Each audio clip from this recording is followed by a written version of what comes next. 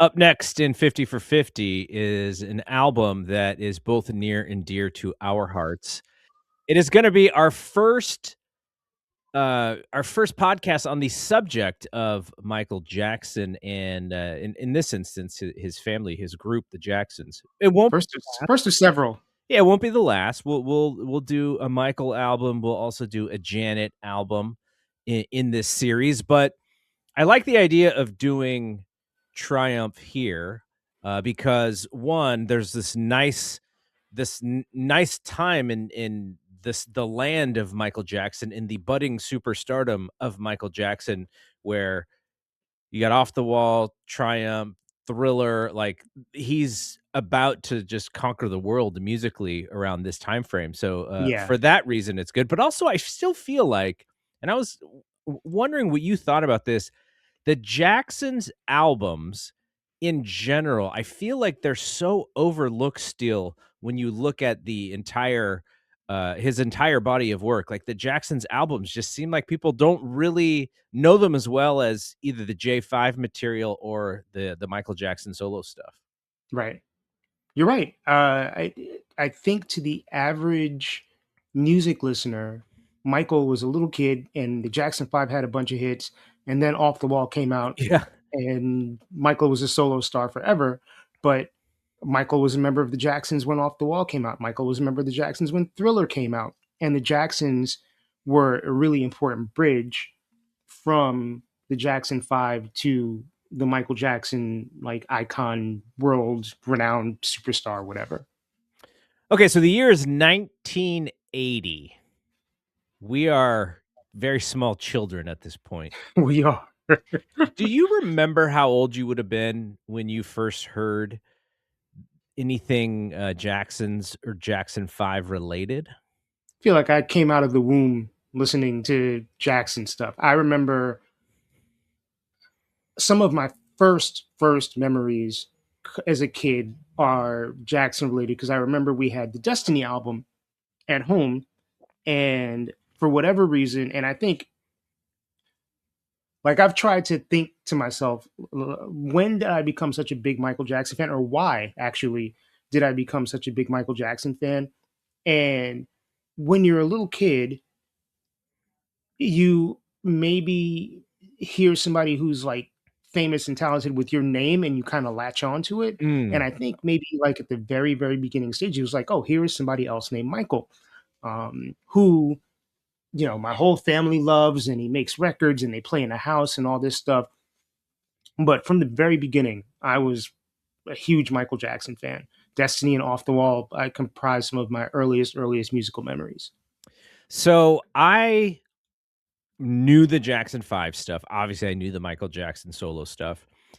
And I would hear these songs and I would always think like, okay, this isn't the stuff that I know, so where does this come from? And it really wasn't until I was in like college and when I could actually go and buy my own CDs and such, to where I was like, there's this Jackson stuff that I don't really know that well. And at some point I just bought all of the albums. I don't remember. At some point they also got remastered, maybe Hmm. even a couple times, but Yeah, I think it's been twice. the cool thing is that if you were looking in the Michael Jackson section, you would always find the Jackson stuff. There was always a decent amount of copies of Jackson stuff, and I was like, wow, like either people are buying this or whatever. There's always they're always stocked with this stuff, and I just thought that that was really interesting. And then I think you told me at some point that as part of Michael's deals, that he wanted to make sure that this stuff was out there, and that they just didn't stop selling it because this is how, in some cases, that his brothers still made their careers. I don't remember that conversation, but it's entirely possible I had that with you. Uh, I think that um, the Jackson stuff remained as popular as it did consistently for two reasons. One is just, you know, for the 80s and most of the 90s, anything Michael Jackson touched, people would, you know, you could run off the fumes of that and be good, right? You could eat off the fumes of Michael Jackson's solo stuff. So someone would walk into a record store, be like, "Oh, I want the latest, Bad, Dangerous History, whatever it Mhm. was." Be like, "Oh, these Jackson's records are on sale. I'll pick those up." Mhm. And then the other part is, like I mentioned before, the average fan thinks that there was like, "I'll be there. I want you back." ABC, blah blah blah, and then Billie Jean beat it, Thriller. But black people, particularly of a certain age, are very aware of the lineage and familiar with this stuff that's not just the stuff that sold millions and millions of copies and hit pop radio. And the Jacksons records were not, except for Victory, were not huge pop hits, Mhm. but they were very consistent R&B radio hits.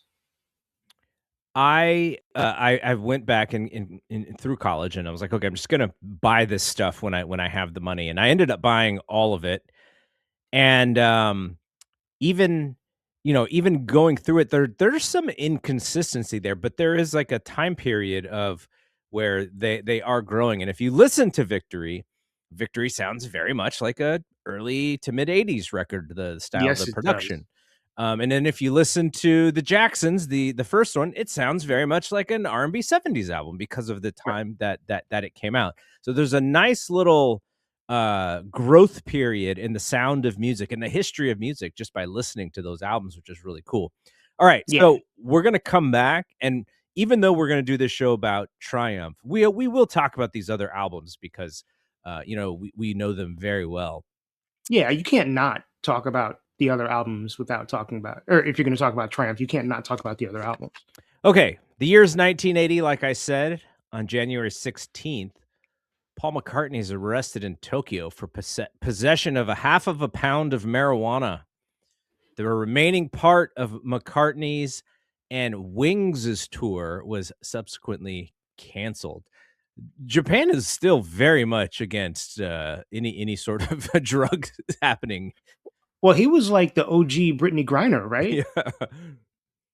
So that's rough. I mean, a pound of weed nowadays, I mean, in New York City, it's completely legal. I believe in California, it's legal as well. But this is, 46 years ago, different country, different time. Paul McCartney is certainly a well renowned pothead, made maybe not the smartest decision, or maybe thought he was so famous he wouldn't Right. get in trouble.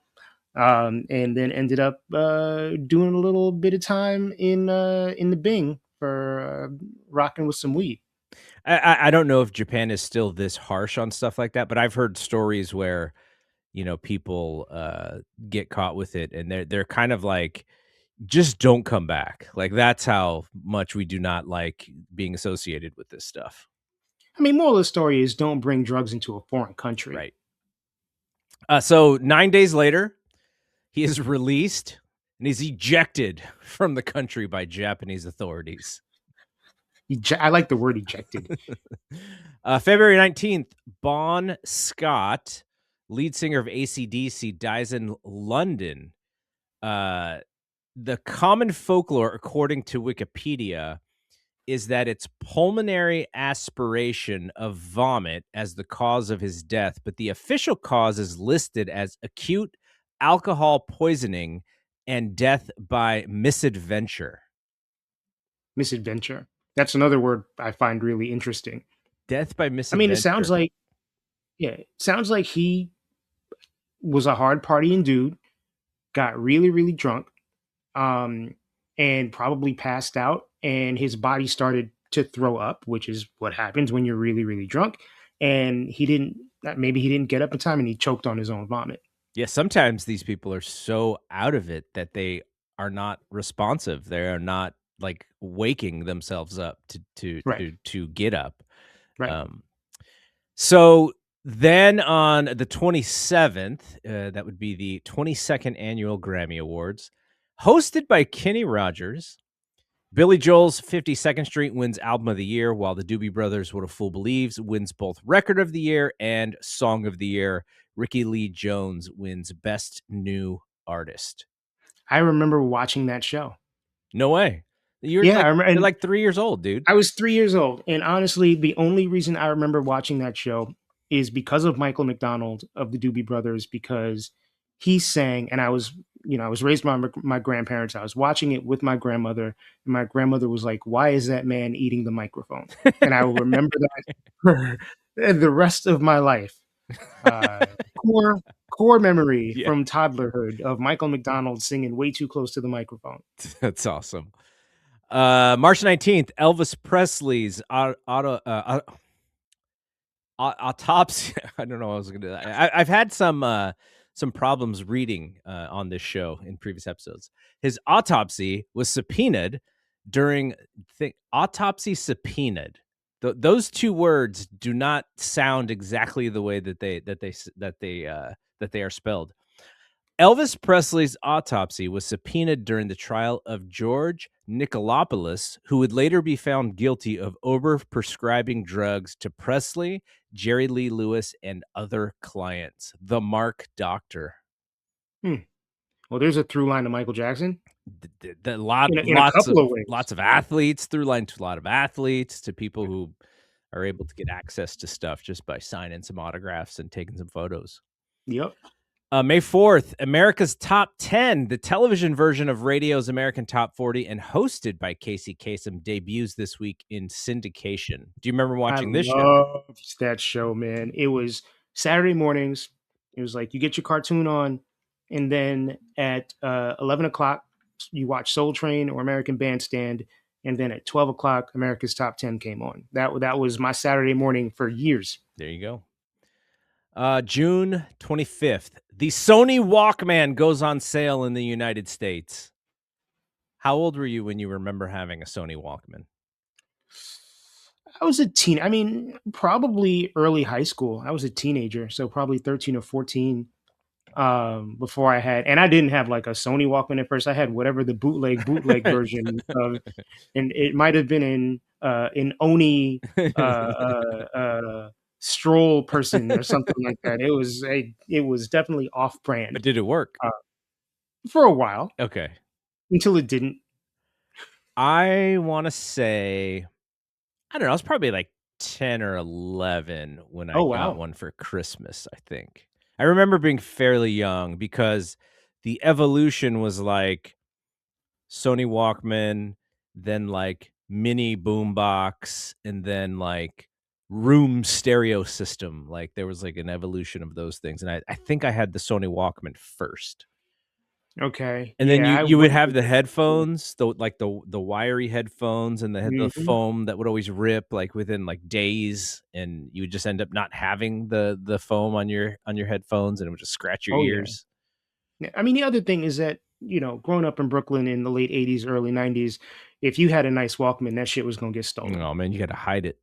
So, yeah, you were going to get robbed for your Walkman, or God forbid you had a Discman, because that you were very lucky if you held on to that for more than like a week. So, it was a good thing to kind of keep things either hidden or cheap, so cheap that no one would want to steal your stuff. On July 31st, the Eagles end their tour with a contentious show. They would not play it together again until 1994. There's a documentary about that whole thing, isn't there? I haven't seen it, There's a but I heard. documentary about the Eagles. I've seen bits and pieces of it, but I don't think I've watched the entire thing continuously. I think it's multiple parts too. All right, here we go. September 13th, Solid Gold, a new music television series premieres in syndication. I was, I probably watched a little too much TV as a kid. Now that I think about it, but Solid Gold was also one of those things. It was appointment viewing on Saturday night. Like, what else is a 7-year-old kid doing on a Saturday night? So before you sat down and you watched your Facts of Life or whatever sitcoms were on Saturdays, you watched Solid Gold. On December 4th, Led Zeppelin disbands following the death of drummer John Bonham. And a biggie here, I think a lot of people who are maybe a little bit older than us, really this is one of their memories. December 8th, John Lennon is shot to death outside his apartment building in New York City.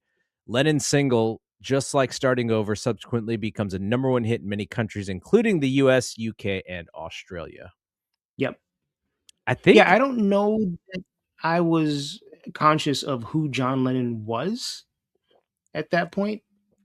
I knew who Paul McCartney was, and I remember putting two and two together at some point that John Lennon and Paul McCartney were in a group together. Mhm. But I think that would have been after John Lennon passed away. If I am remembering this correctly, Howard Cosell would announce this what had happened on Monday Night Football, Mm, I think. I think you're right. Yeah. And then on December 14th, over 100,000 mourners attend a public vigil for John Lennon in Central Park, New York.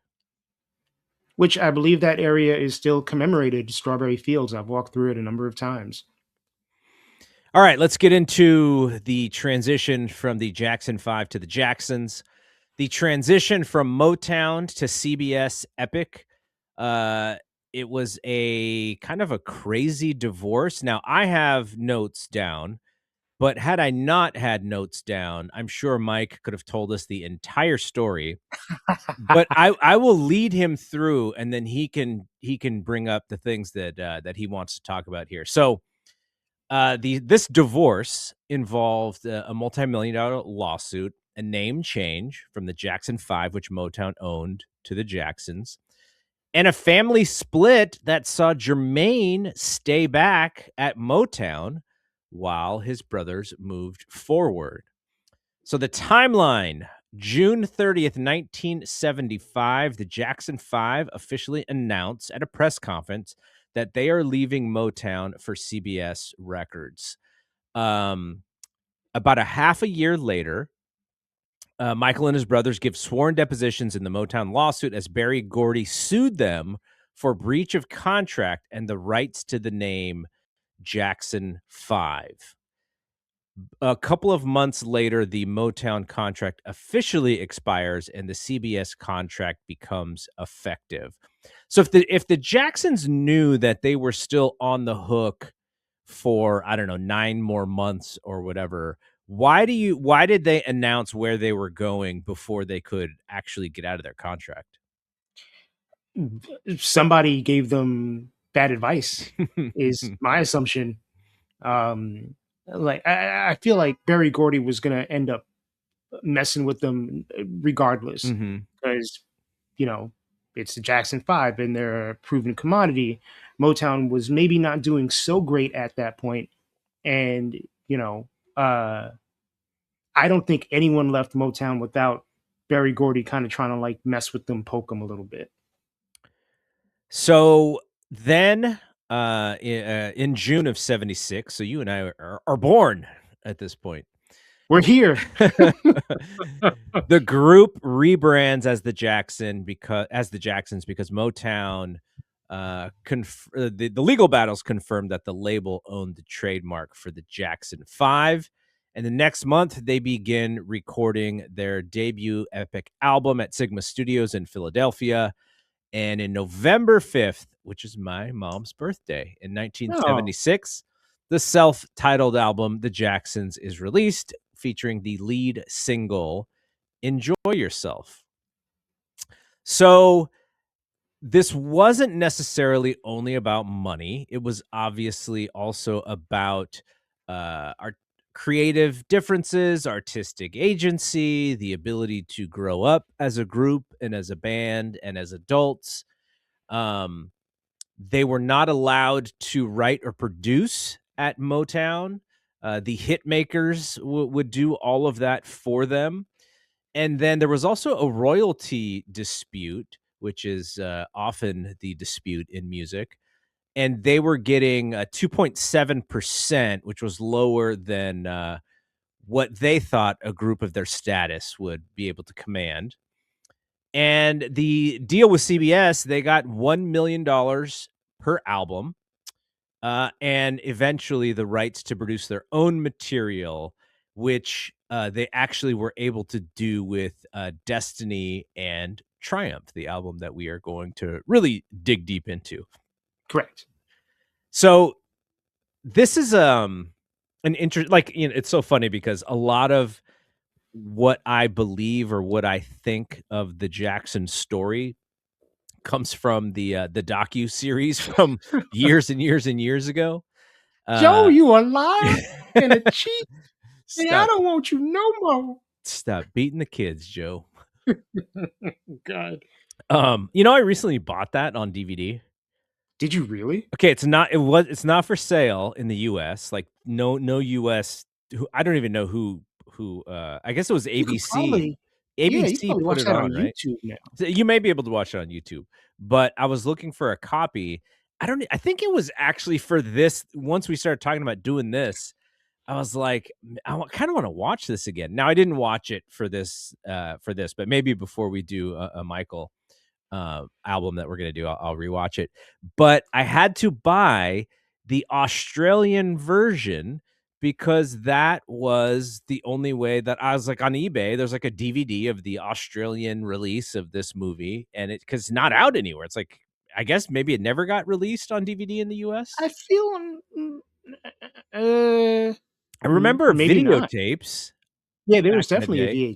There VHS. was a Yeah, yeah. VHS release. So when I think of this time frame, and I think of, the Jacksons leaving Motown and, Michael being very sad about that and having to leave Jermaine and,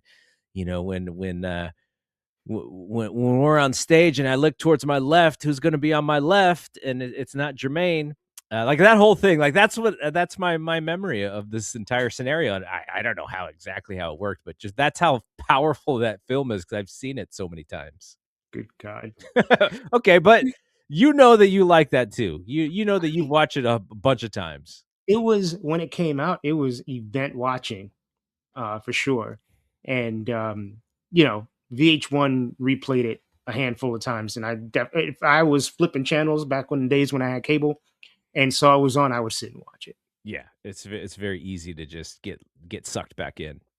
Yes, Okay, so this album was recorded. Triumph was recorded while they were doing the Destiny tour. So the order of these albums, the Jacksons, which is their debut, is 76. 77 is Going Places. correct. 78 is Destiny. And then Right. Triumph is 80. They would come back 4 years later, and Michael is already on top of the world at this point with Victory. And then they would come back 5 years later with 2300 Jackson Street. So those are all of the Jackson's albums. And Studio albums, yeah. what do you think about 2300 Jackson Street? I like it. I think it's a good album. Very much contemporary to what was going on in 1989. Certainly some big name producers on it. LA and Babyface are on it. Teddy Riley produced a couple of songs. Actually, Teddy Riley worked with the Jacksons before he worked with Michael Jackson. So that's an interesting fact because, obviously Michael was like, "Oh, this dude is dope. If I'm making Dangerous, I need to have this guy on my record." Mhm. But 2300 isn't like I would have loved to have seen the Jacksons make another record with just the four of them because they're talented. Yeah. Like obviously Michael is so talented that it overshadows the other brothers, but individually and collectively, even without him, like they were talented. They made good music. Is the title track, is every member of the family on that song? Marlon is not on it for some reason. I don't think he is. And Latoya, who was in the middle of some beef at that She was also time, in the middle of some Playboy magazines at she that was. I set that up and I didn't even realize it. Yes, time. yes, she was. Yeah, because I went back to listen to that track, and I was just interested to hear, and I was like, "Wow, Janet's on that? Michael's on that? That's Yeah, pretty amazing." yeah. I can't remember offhand if Marlon is on it or not. He might actually sing the beginning of this, like the first line of the song. Um, but Latoya is definitely like she was in exile at that point. She definitely ain't on that record. All right, so, the Triumph is made while the brothers are on the Destiny World Tour. He was still committed to the group, even though he's about to pop off as a solo artist and become the biggest, pop star in the world. Um, this is the first time that the brothers were credited as sole producers, with Greg Correct. Phillinganes serving as associate producer.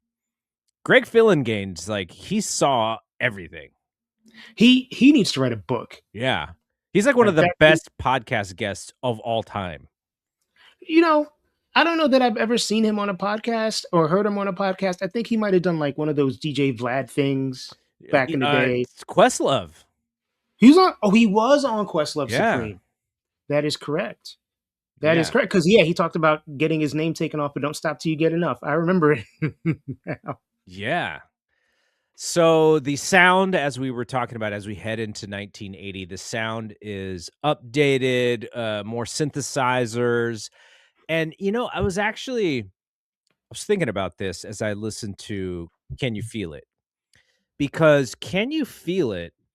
I feel like should be one of those songs that when you're at an NBA arena and your team is coming back and there's a timeout and the fans are going crazy and you want the fans to keep going crazy and you just start playing Can You Feel It? I feel like I don't know why that's not one of those songs, the Rocky song or um, you know, uh what is the song that a lot of people play in these moments? It's on the tip of my tongue. I'll think about it at some point. But like, But like the right, right, yeah, yeah. okay. Yeah. Um, this feels because you remember like in the mid 20, yeah, maybe it's the early 2010s. It was like we need like these big anthems and these stadium sound songs in hip hop. Like that's what this is. Like this thing I imagine, like, people were hearing things in this song that, if you had a nice system of speakers and such that you probably never heard before, like, that's how crazy produced this song is, and I just like, when I hear this song, I'm like, why does this song not play on every NFL telecast before it goes to commercial? Like, it's crazy to me. Uh, that's a good question. I think part of it, there's a couple reasons. Can You Feel It, first of all, wasn't a huge hit when it was released as a single. I think it peaked in the 50s on the pop charts. And so, thus, it's not in Michael Jackson lore, it's not like a huge piece. It got bigger for two reasons. One, the video that came out, Yes. which was really like one of the first like big budget sci-fi kind of music videos and set the tone for like Thriller and all the other short films that Mike would do in his career. And the other thing, and don't ask me how I remember this, but when the Olympics were in LA in 1984, Mm. um, I remember watching the Olympics with, my mom and my stepdad, and they played Can You Feel It a lot during the Olympics. Oh, And it was, interesting. summer of 1984. So the victory tour is all over the place. Michael is the biggest thing ever. So anything that had even like a little bit of Michael Jackson in it was going to get super play. So I do think that there might have been a period when it was utilized in a sports context. But I agree with you that, you know, uh, if I'm watching the Knicks play and there's a Mike Brown calls a timeout and the Knicks are down five, like you want to hear, Can You Feel It? That's Yeah. some We Will Rock You kind of like pump up music. And I love that the uh that it's got such like it was created to sound big. Yeah. Yeah. It was created to sound like this is something that you've never really heard before, and we're using new techniques and things to give you sounds that you're not that you don't know that you even want to hear in music. Speaking of Questlove Supreme, I remember Randy when he was on it, and that was a horrible episode, I think, because the Jacksons don't give great interviews. Um, but one thing he did mention is that "Can You Feel It" was inspired by this song called "Tragedy" by the Bee Gees. Yes. And if you listen to the beginning of "Tragedy" and the beginning of "Can You Feel It," you hear it. Yes. I you hear like this comes up and I might as well talk about it now because it was something that I was listening for. So, Going Places is not my favorite Jackson's record. I wonder whose favorite Jackson's record it is. But they have this song on that album called Music Taken Over. I think it's the first track, I think it is too. and it sounds so much like the Morris Day and the Time song, the phone number song. What's the 777 yeah. 9311. Like if you just I gotta listen to that again. listen to the guitar, like it's I was like, is this the same? Did they grab it from that? But it's not, at least as far as I can tell, because no credits give I mean, those credit. songs came out 5 years apart. Right. Um, Interesting. I mean, So actually how I heard it was, so Tupac has a song on what's All your Eyes phone on number? Me called What's Your Phone Number? Yeah. And it samples the Morse Day song. And then so when I heard music taken over, I was like, oh, that sounds like the Tupac song. I know that the Huh. Tupac song got it from the Morris Day song, but that's what I immediately thought. And so I've never seen any acknowledgement. So maybe they're like they sound similar. But yeah, if you get a chance, just listen to the beginning. So I Um, know what my assignment is when we sign off. I'm gonna just pull my copy of Going Places out and well, pop I it on mean, the turntable. and I mean, you can tell me why they're, if they are different. It's just they sounded. I was like, this has to be the same. But then I looked it up, and I haven't seen any credits. So, okay, back to the timestamps here. So here's a little trivia. And again, when it comes to searching the internet and searching Google, what we are actually searching is what people have written about things. And Which may or sometimes they not may be true, they may not be necessarily true. exactly. So there's a song on this album called This Place Hotel, and it features a blood curdling scream in the song. Who have you heard who this is? Who's did the screaming? It's Latoya. Okay, so that is correct. That is That is correct. true. That is true. Yes. Latoya Jackson screaming on This Place Hotel. I But believe she's actually credited on the on the actual album. oh, no way. Yeah.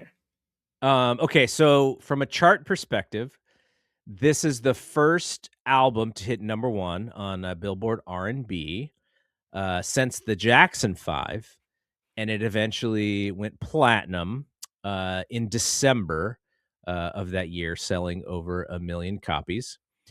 What do you think about the song called "This Place Hotel" rather than "Heartbreak Hotel"? It's so dumb. And I don't remember when it changed because when it was popular, I remember it being Heartbreak Hotel. Like no radio DJ in 1980 or 1981 was saying This Place Hotel. Um, Somewhere along the line, they changed the name of the song. I guess because Elvis has a song called Heartbreak Hotel, and they wanted there to be some kind of differentiation. But there are songs that come out with the same title all the time. Yes. And I mean, obviously, since then, Whitney Houston has a song called Heartbreak Hotel. Right. But the reasoning behind them changing the title was always struck me as kind of strange. Yeah, it couldn't be a marketplace thing because these songs come out almost 25 years apart. The part, yeah. Look, his mama named him Heartbreak Hotel. I'm gonna call him Heartbreak Hotel. But what do you think of the idea of titling a song or creating a song that you're gonna title something that is already a crazily popular song from another artist? That could have been intentional. Um, Like, let's say, I don't know, well, someone like Bruno Mars. Let's say Bruno Mars has a song, and he's like, "You know what? I'm gonna name this song Billie Jean." don't give him any ideas. but That may like, actually but happen. it's kind of similar, right? It would be a similar idea, a giant song that that if you name it this, people are going to go, "Oh, People are why gonna, did he name it this?" yeah. Kind of interesting. It is interesting.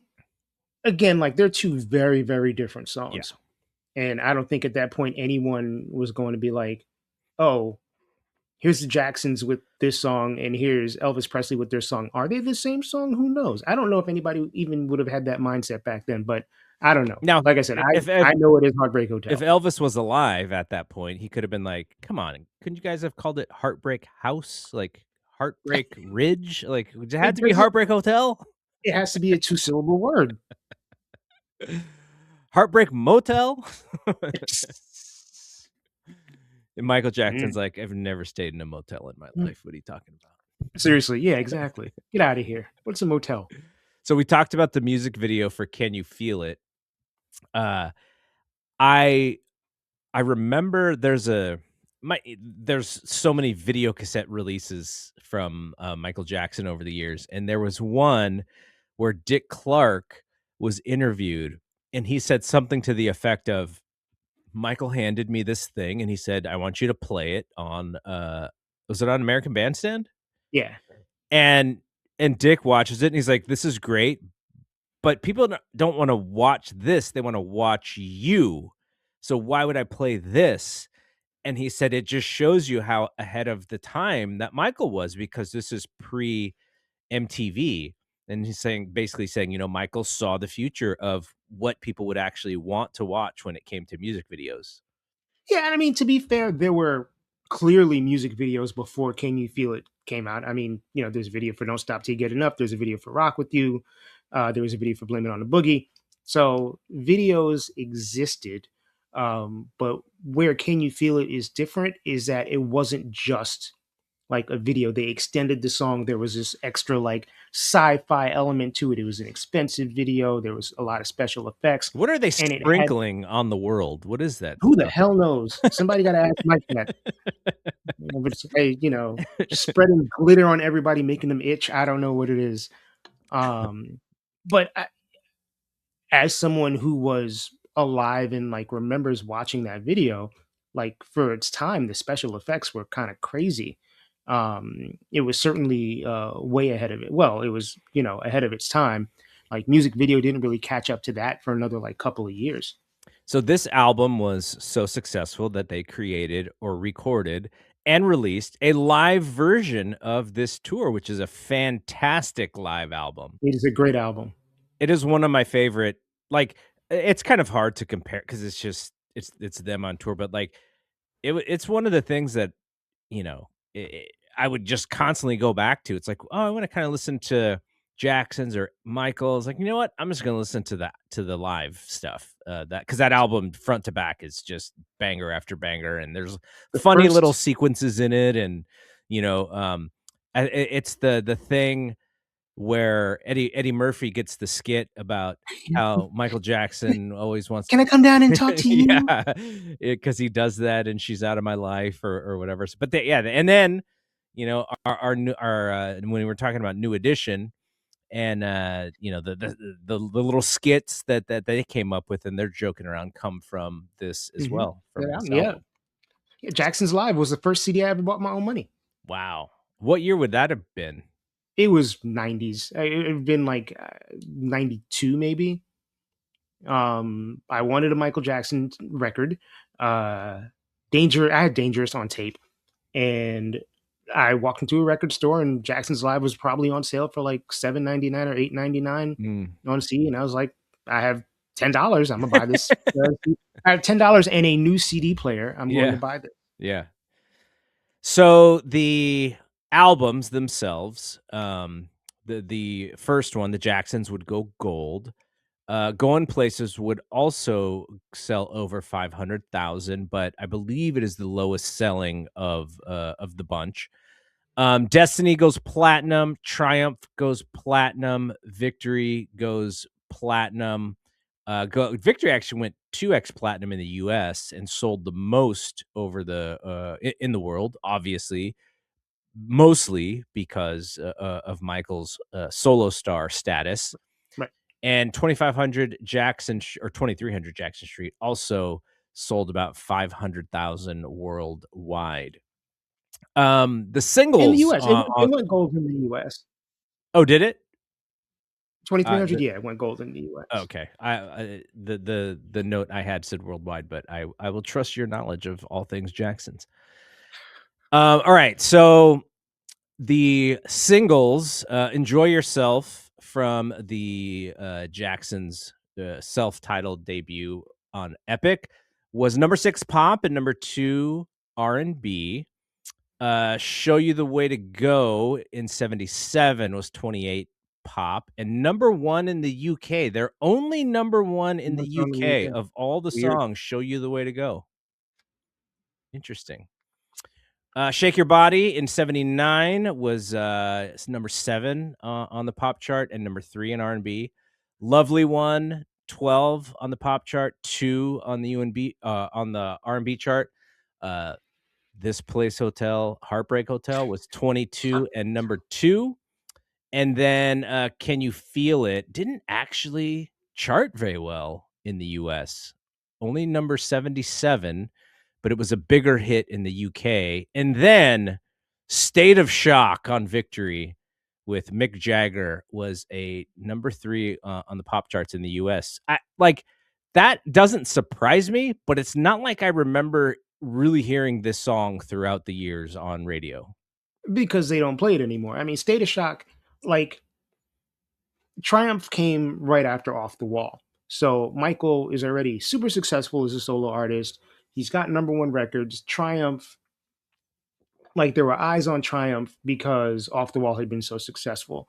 And then Thriller came after Triumph and then blew up Mike into like a completely different stratosphere, won him all the Grammys and everything. And then State of Shock was the first song from the first single from the Victory album, and it was the first thing to have Michael Jackson's voice on it, when his name on it after Thriller. So obviously, people are super super hype about it.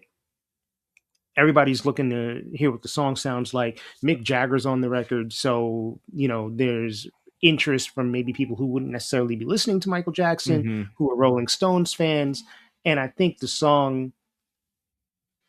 that song was one of those songs where it got super popular because of who it was and Mm-hmm. not what it sounded like. And because of that, once the like big hit single of it all went away, no one went back to it. It's also not a very good song. Yeah.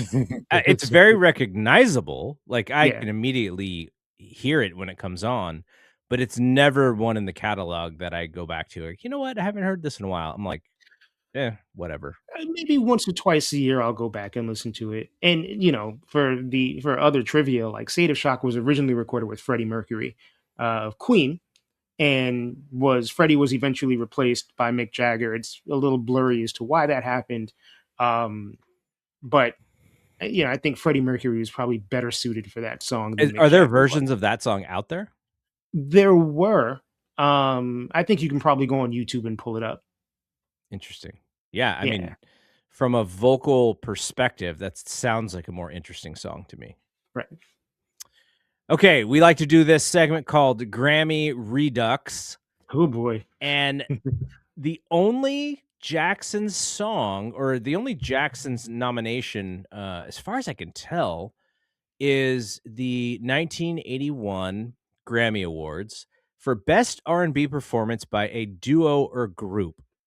Now, here's what's weird about this, and you tell me if the Grammys still work this way. The nominees, there are songs by artists nominated, and then there are full albums by artists nominated. Why do they do it that way? I'm not sure why they did it that way. They do not do it that way anymore. Okay. That's what I thought, but I Yeah. guess in 1981 they were a little funky here. So the nominees, Triumph was nominated. And then the Manhattans for Shining Star, which is a song and not an album. Gladys Knight and the Pips, About Love, which is not a song, but is an album. Spinners for Cupid, I've Loved You for a Long Time, which is kind of like a medley of songs. Yeah. And then the Commodores, Heroes is a song from their 9th album. And then Roberta Flack and Donny Hathaway, Back Together Again, which is a song on Donny's album, I believe. And it was the last collaboration before Donny passed. Yeah. Yes. So all of those, and the winner would be the Manhattan's Shining Star. Was it the right winner? It's hard. First of all, it's hard to weigh songs and albums on the same scale. So weird that they do that. Yeah, I don't know why the Recording Academy did that. And they did it for a really long time too. They did it, I think, until maybe 10 or 15 years ago. But I'm going through that list in my head. I mean, that Roberta Flack and Donny Hathaway song is a banger. But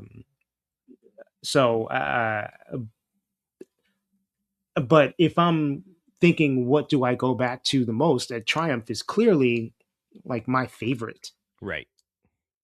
I'm trying to think of which of those works has actually lasted the test of time.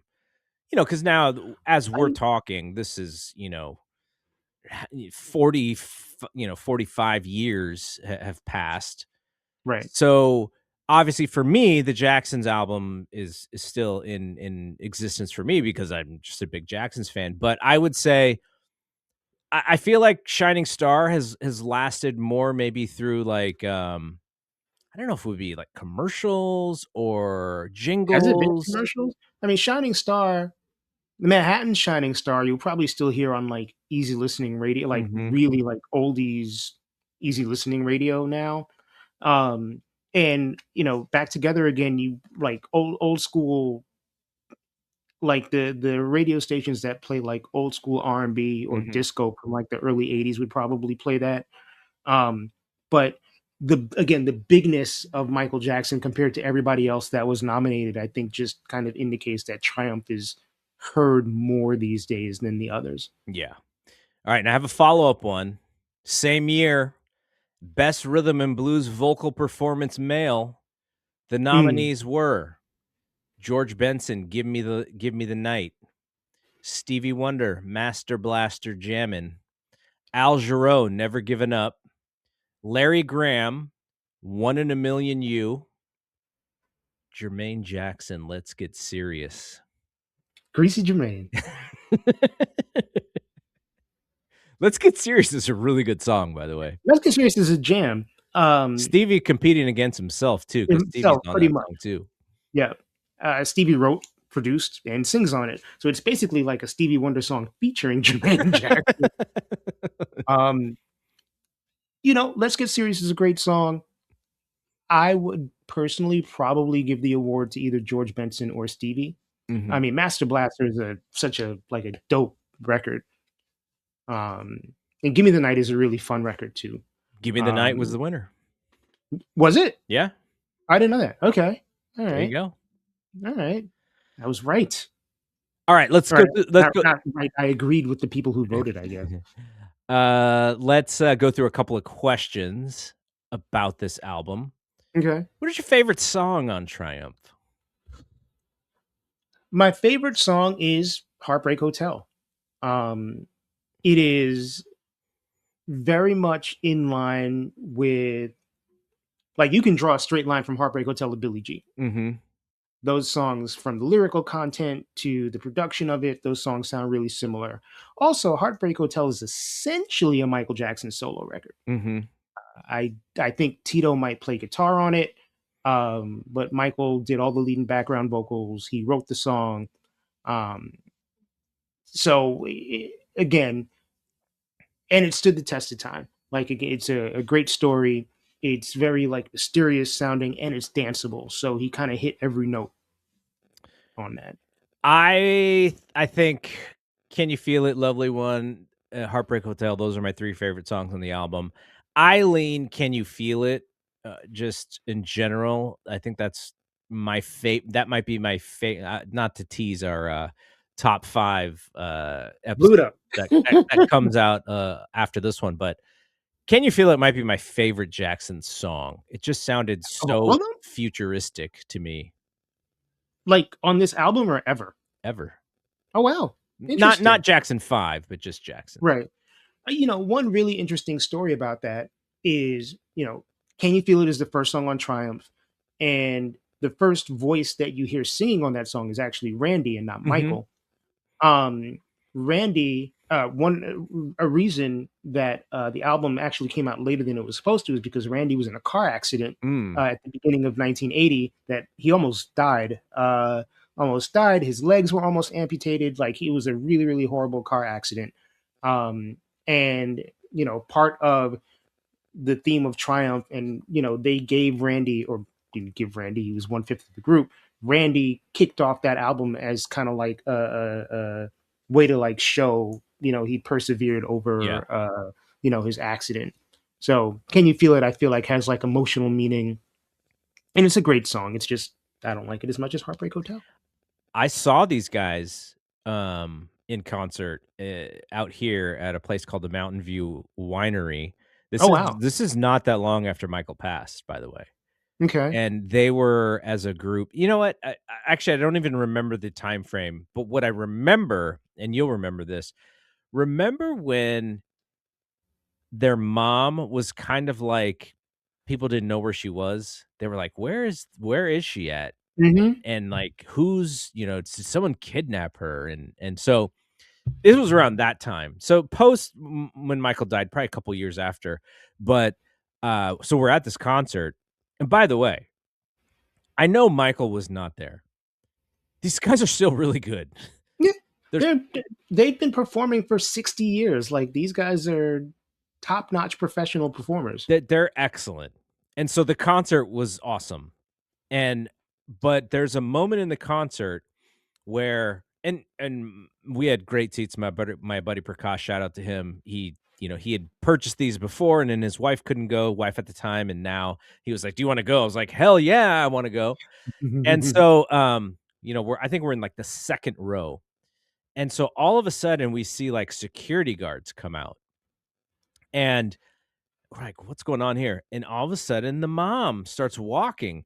And this is in the day and age of like, the blogs like, I don't know, Perez Hilton and TMZ and all that.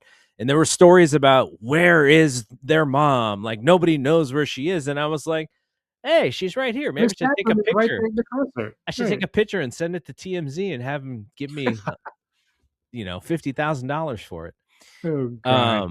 But yeah, like that, just amazing. And so they did Can You Feel It? And these dudes now, Marlon is an amazing dancer. Just, oh my god. Like, I wonder now, obviously they know, that they know that in a group there's gonna be some standouts.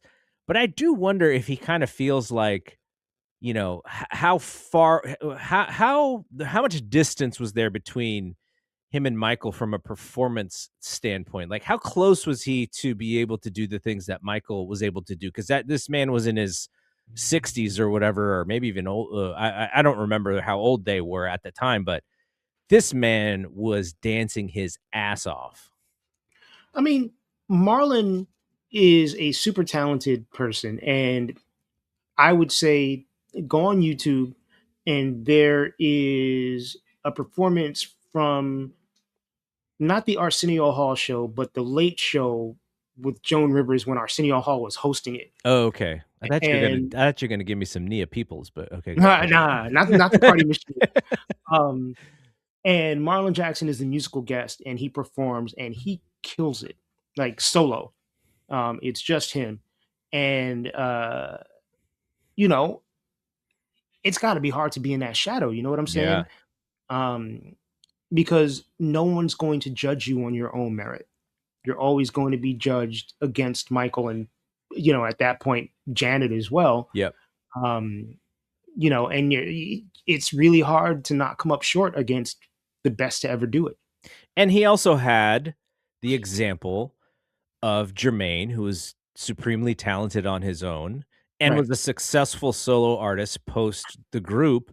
And he right. saw what his brother Jermaine went through. Now, Jermaine, probably said some things that caused some of the riff or whatever. But like Jermaine, how would Jermaine ever get his just due being Michael Jackson's brother? He's not. That's the bottom line. Jermaine Jackson had a very successful career for a decade and a half. Um, you put him up against any other R&B singer from the late 70s through the 80s. And I think he's he's pretty up there. But again, you're you're being judged against the best, and not just qualitatively the best, but also like the most successful. So if Mike sells 25 million records and you sell a million records, you're looked at as a flop. But a million records is still more than 90% of people are selling. So it's just like, you can't, to make a Michael pun, you can't win in that Yeah, situation. you cannot win. Yeah. Not at all. All right. So what is our no skips rating here? Obviously, well, we've said it before, but one would be you're skipping a lot. Now, I hope we don't. actually talk about too many albums that you would give a 1 rating to. Let's hope not. And 10 is like, I just let this thing play, like, I don't skip any. I can't think of a song that I skip when I play this album. It's nine and a 9.5 for me. Um, like I think Triumph probably has more playthrough value than maybe even Thriller. Because like there isn't a song on Triumph as good as Billie Jean or Beat It. I want to be starting something, but there's also no song as bad as The Girl Is Mine. Y um, yeah, you're not a fan of that one. Nah, but if I'm playing Triumph, I'm gonna let that rock straight through. Like it's pretty solid consistently. I'm looking at the, professional ratings on the Wikipedia page for this album, and Hmm. all really great scores. A website that you used to do some reviewing for, Pop Matters. Hmm. What happened to that website? Does it still exist? I think it still exists. I think people are still reviewing records on it. There you go. Yeah. Uh, Pop Matters had the lowest score, but it looks like they rate out of 10, and these other Hmm. services rate out of 5. But yeah, I mean, this album was very well received by fans and by critics. Where are you with Time Waits for No One? I like that song. I so my Triumph story is I was maybe like 9 years old visiting some relatives in the Chicago suburbs. And this may have actually been one of my first experience with a Walkman. Um, it was my great aunt lived in Chicago, and we were there on a visit, and they had a bunch of tapes, and they let me go out and play the tapes, as I was like walking around the backyard and stuff. And one of them was Triumph, and it was the first time I'd heard that album all the way through. And Time Waits for No One, which is in a similar vein to like She's Out of My Life. It's one of those sort of Michael is sad. It's also a giant truth bomb if you listen to the lyrics. Yeah, I mean, we could go back and talk about some of the songs on Destiny and Triumph and be like, Mike was telling on himself like this whole time. Um, it's, I mean, he sings the hell out of it. Yeah. Like just a great vocal performance. It's maybe for me my least favorite song on the album, Mhm. but it's still a good song. And then what about, that's really the only one that stands out as kinda like, I could see some people going like, that is not my cup of tea," but that's not me, like, I like a lot of those syrupy MJ performances kinda songs. Yeah. We'll talk about them in our top 5 because I have some of them on my honorable mention. Oh boy. Alright. Now whether it's the Destiny tour or the, Victory tour or the Triumph tour, like, this has gotta rank highly on your list of, like, if I could go back in time and see some folks in concert, like the Jacksons in general, right? Hmm. Who else would be on that list? That you haven't seen, not folks that you have seen, but maybe you wanted to see when they were younger, but just who you haven't seen. If I could go back in time, I would have loved. I mean, I never saw George Michael in concert. I would have loved to have seen him. I would have loved to have seen Luther Mhm. in concert. Um, I would have liked to have seen a young New Edition in concert. I think the first time I saw them was like 2004.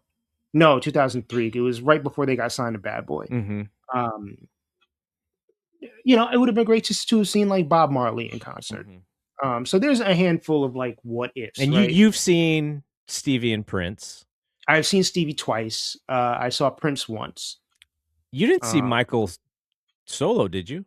nah, I mean Michael only really toured the U.S. once, Yeah. and that was the Bad tour. I would have been 12, and we certainly wouldn't have been in a place where we'd have been able to afford Michael Jackson Mm-mm. tickets. So that did not happen. Had he gone through the This Is It tour, and had it been a success, And then had he actually done some US dates, you would have been there. Hell yeah. I almost went to the UK. Yeah. I have some friends who still have their UK tickets. Because, yeah, absolutely. Yeah, that's a regret. That's a definite regret. Yeah, I mean, obviously you don't know when someone's going to, pass away suddenly. But if there had been a date in relatively close proximity and, he lived to do the tour, I would have 100% been there. I regret not going to the 30th anniversary shows in 2001. That's right, because they were in Yeah, Madison Square Garden. they're in Madison Square Garden. Yeah. And, I mean, I could see why maybe you don't go because he wasn't there to do a concert. It was more of a celebration for him Right. than it was an actual concert, though he did perform a little bit. Hmm. He performed for me, and he did a reunion set with his brothers. Um, so that would have been really cool to see. Unfortunately, I never got the chance to see him or the group in concert. Yeah. I can imagine that the brothers could probably still do some stuff near you. They're still touring. Yeah, I You mean, should definitely see them. yeah, I mean, look, at this point, it's Marlon and Jackie, with I think one of Tito's kids, and then somebody else, maybe two of Tito's kids. Um, but it would still be a fun show, and I, Yeah. I would definitely go check it out. Yeah. All right. Is there anything else that you wanted to mention about this album or just about the group or their influence or whatever that else that there is to talk about these guys? It's funny. I At one point, me and my friend Zach were actually working on a book about the Jacksons, Hmm. and it got partially written. We just never finished it off. So this era is really important to me, um, and I wish that more people knew these records and were familiar with them because I think they're just. I mean, I think they're good. They're all good except for maybe Going Places. I'm not really fond of that album. Um, I don't even understand what what's the idea for that album? Like where were they trying to go with that album? I don't know. I mean, they were being produced by somebody else, and I think that and Kenny Gamble and Leon Huff are legendary. Like I actually got to meet Kenny Gamble and like thank him for the music that he made, Hmm. which, like, you know, such a great moment. But maybe they didn't have the eye of the tiger then. The Jacksons didn't really yet know what to do with themselves. The label didn't know what to do. So it's kind of a messy, it's not messy. It's just a very generic kind of bored sounding record. Not that Uh, not that they not that they use that as an example of why they should be more involved in the creative, but that album is an example of why they should have been more involved in the Well, I creative. think that is ultimately what led to them being able to write and produce their own stuff. So the story, as I know it, is that they released the Going Places album. The Going Places album was a flop. It did not do well at all, and Epic was actually about to drop the Jacksons. Um, and the group didn't know that they were about to get dropped, and Michael and Joseph went in to Epic's office and were like, "Look, this shit ain't working. Like, let us do our own thing, and stand or fall on our own merits." And I think the executives at CBS were kind of impressed. And they were like, "Oh, let's keep these guys. Let them do one more album and see what happens." And fortunately, that album ended up being Destiny, which revived their careers, and ended up being a success and then set the stage for what happened after. Um, but, in a different world, Going Places might have actually killed the Jacksons. Yeah. Yeah. Yeah. Because the just the difference in the sound when you go from Going Places to Destiny. Like Destiny still sounds like a 70s record, but But it it pops, right? Like it yeah. sounds fresh, whereas Going Places, again, it sounds a little half-assy to me. Yeah. So how long so Going Places is 77. Mhm. When does Off the Wall drop? Like how many Uh, August of '79, so less than 2 years. okay. So, because that is also a selling point is, if Michael really believes that his solo career is about to take off, it's like, you don't wanna jump off of this bandwagon quite yet, buddy. Right. Right. Yeah. I mean, and again, like those albums kind of set the stage, right? Like Destiny came out, Destiny's successful. Michael's already working on Off the Wall. Um, and then Off the Wall comes out and like blows up. Uh First album in history by a solo artist to have 4 top 10 hits. It's like this big success. Was actually the biggest selling album by a black artist uh up until that point. Um, then Triumph comes out, and then Thriller kind of like Mhm. shoots him over the moon. But each of those Jackson's albums was like a building block for Michael's solo career. We'll end with this, and this is just another kind of question that is kind of unanswerable, but just a fun conversation point. So, Victory.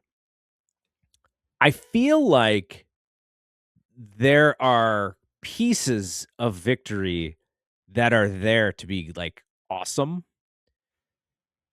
and it just never gets to that level. Now, I know there's probably not enough Michael for anybody, tastes, on that album.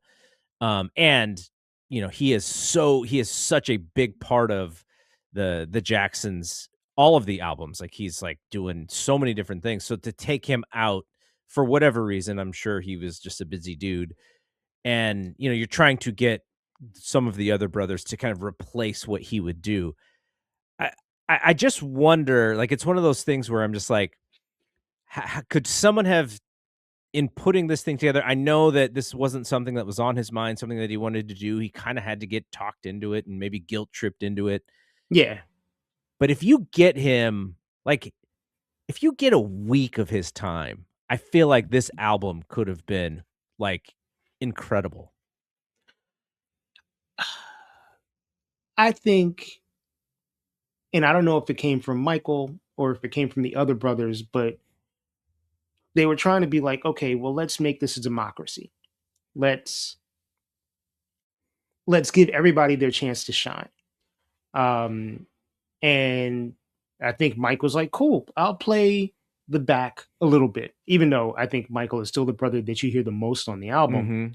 Mhm. Um, Prior to that, Michael sang lead on damn near every song. Yeah, I that's think that even that's what on the difference is that, right. yeah. I think, on Triumph, he is lead or co-lead on every single song on the album. And there's a couple of songs on Triumph where, like obviously Randy sings Can You Feel It, or part of Can You Feel It. Marlon sings part of Give It Up. Jackie sings part of Wondering Who.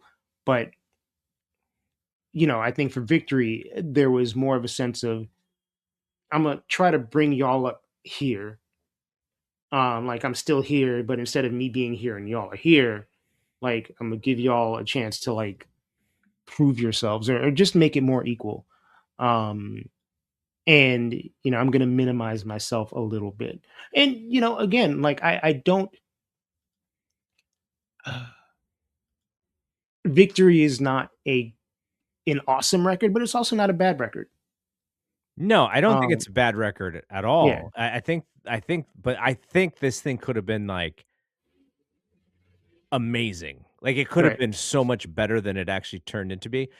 Right. Okay, no, so here's a thought. What do you think of Be Not Always? Oh, get that out of here. Okay, right? And so, if you are gonna actually get what is essentially a Michael solo song, why is it Be Not Always? It's like, that's like I, Ben part 2, man. mm-mm. I don't know, man. Um, that might be in like my all time five least favorite Michael Jackson songs. Um, and I think the one thing about Victory is that even when the other brothers take the forefront, it feels like it's every brother doing a solo record as opposed to the brothers doing a record and then different brothers taking the lead. Mhm. It's just like, the individual tracks don't really feel like they have the other brothers um participation very much. Yeah, I think Torture's a cool track. I think Yeah. One More Chance is an awesome track. One More Chance is a great song. Uh, Shout out Shout out 1984 Randy. um, Tito the Tito track, "We Can We Can Change the Change the World," World. that Yeah. song is really good. Yeah.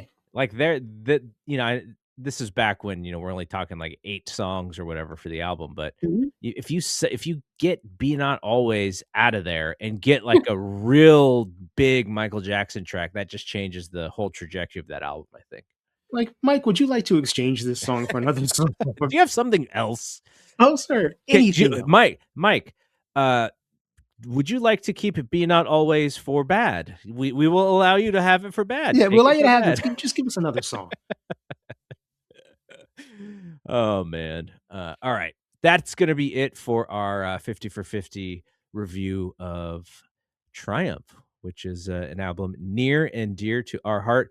50for50.net. Check out the website. The website's actually kinda cooking right now. It's We got some popping. posts on there. Yeah, It's not quite full because it's still a little new, but we're still new. there's stuff there, and I'm messing around with graphics. I'm trying to get the graphics right. I'm trying to make things look snazzy. So, but check out the website.